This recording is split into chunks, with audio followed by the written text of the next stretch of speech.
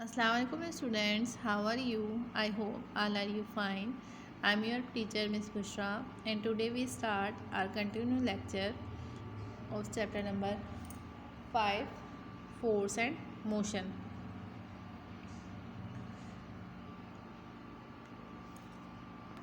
In my last lecture I taught you about force and its explanation and give some example, and today we discuss about Newton's first law of motion. Newton's law of motion में आज हम क्या पढ़ेंगे? सबसे पहले Newton first law of motion पढ़ेंगे. Come to statement. Every object continue its state of rest or of uniform motion in a straight line unless it is acted upon by an external force. Statement क्या कह रही है हमसे? कोई भी object जब तक अपनी हरकत जारी रखता है जब तक कि उस पर कोई बैरूनी कुव्वत नहीं लगे. बेसिकली न्यूटन के कानून के दो हिस्से, इस स्टेटमेंट के भी दो हिस्से हैं. आप देखें, every object continue its state of rest, यानी कोई भी ऑब्जेक्ट अपनी हालत सकून में रहेगा unless it is acted upon by an external force, जब तक कि उसके ऊपर कोई बैरूनी कुव्वत ना लगे. और इसी तरह every object continue state of uniform motion in a straight line unless it is acted upon by an external force.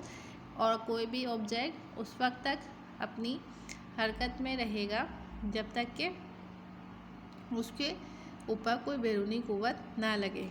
यानी फर्स्ट लॉ, न्यूटन ने फर्स्ट लॉ क्या बताया? यानी अगर कोई बॉडी मूव कर रही है तो मूव करती रहेगी जब तक कि उसके ऊपर एक्सटर्नल फोर्स अप्लाई ना हो जाए, और अगर रेस्ट में है तो रेस्ट में ही रहेगी जब तक कि उसके ऊपर कोई एक्सटर्नल फोर्स अप्लाई ना हो जाए. एग्जाम्पल्स क्या है इसकी? A book lying on a table cannot change its position by itself unless a force is applied to change its position. अब हमारे पास एक बुक रखी है टेबल के ऊपर, वो तब तक टेबल के ऊपर रखी रहेगी जब तक कि हम उसके ऊपर कोई बाहर से फोर्स अप्लाई ना करें. वो जो बुक है वो टेबल के ऊपर ही रखी रहेगी और अपनी पोजीशन चेंज नहीं करेगी. इसी तरह आपने अगर कोई अलमारी रखी हुई है, कोई टेबल पे कोई चीज़ रखी है, पेन वगैरह रखा है, तो वो वैसे के वैसे ही रखा रहेगा, अपनी पोजीशन चेंज नहीं करेगा जब तक कि उसके ऊपर एक्सटर्नल फोर्स अप्लाई ना हो जाए. इसी तरह हमारे पास सेकंड एग्जांपल है. A ball rolls on the ground, it should continue its uniform motion but it stop after covering certain distance. एक बॉल अगर ज़मीन के ऊपर ग्राउंड पर मूव कर रही है, आज़ादाना तौर पर इधर से उधर घूम रही है, और तो वो अपनी हरकत जारी रखेगी, लेकिन कुछ देर दूर जाकर वो रुक जाती है. ऐसा क्यों होता है? क्योंकि उसके ऊपर वैसे तो आप देखिए कोई फोर्स नहीं लगी होगी, लेकिन बेसिकली उसके ऊपर दो फोर्सेस लगी होंगी. क्या? कौन कौन सी?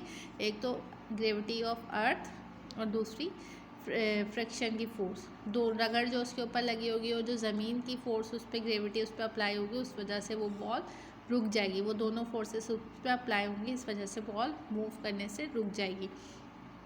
And these both are the example of Newton's first law of motion. Now come to inertia. Inertia is also called first law of motion or law of inertia.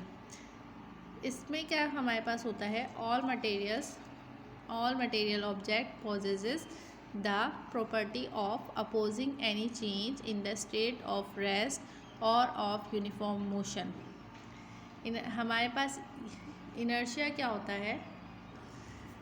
Inertia हमारे पास किसी भी मटेरियल की वो प्रॉपर्टी होती है, जो कोई भी मटेरियल ऑब्जेक्ट वो प्रॉपर्टी होती है जिसके तहत अगर वो मटेरियल ऑब्जेक्ट रेस्ट में है या यूनिफॉर्म मोशन में है तो वो अपनी शेप में या अपनी हालत में तब्दीली के खिलाफ क्या करता है? रेजिस्टेंस पैदा करता है.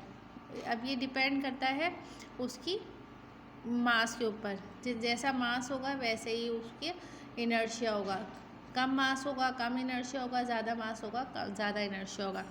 लेकिन ये मैटर की प्रॉपर्टी होती है जो अपोज करती है चेंजिंग के खिलाफ। यूनिफॉर्म मोशन हो या रेस्ट हालत में वो बॉडी को चेंज करने से रोकती है। ये प्रॉपर्टी हमारे पास कहलाती है इनर्शिया।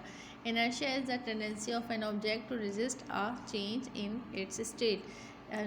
सेकंड डेफिनेशन भी लिखी है मैंने कि इनर्शिया वो खासियत है, वो क़ुव्वत है जो मज़ाहमत पैदा करती है अपनी अपनी हालत को चेंज करने में। I hope all you understand about Newton's first law of motion and about inertia। अब मैं आपको इनर्शिया की एक एग्जाम्पल भी देती हूँ।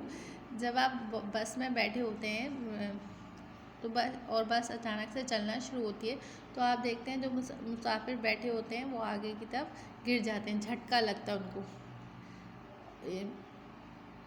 यानी उनकी रेस्ट की हालत में तब्दीली आती है। और जब बस मुसलसल मूव करना शुरू होती है तो जो बॉडी होती है मुसाफिरों की वो उनका ऊपर का हिस्सा मूव कर रहा होता है, हिल रहा होता है, वाइब्रेट कर रहा होता है, लेकिन निचला हिस्सा वो सुकून से बैठा होता है। ये किस वजह से होता है? इनर्शिया की वजह से होता है। इसी तरह वो रॉकेट जो ज़मीन से ऊपर की तरफ उठता है वो भी ड्यू टू इनर्शिया होता है। I hope all you understand about inertia, but by my examples I will continue my lecture with Newton's second law of motion in another video. Till then, Allah Hafiz.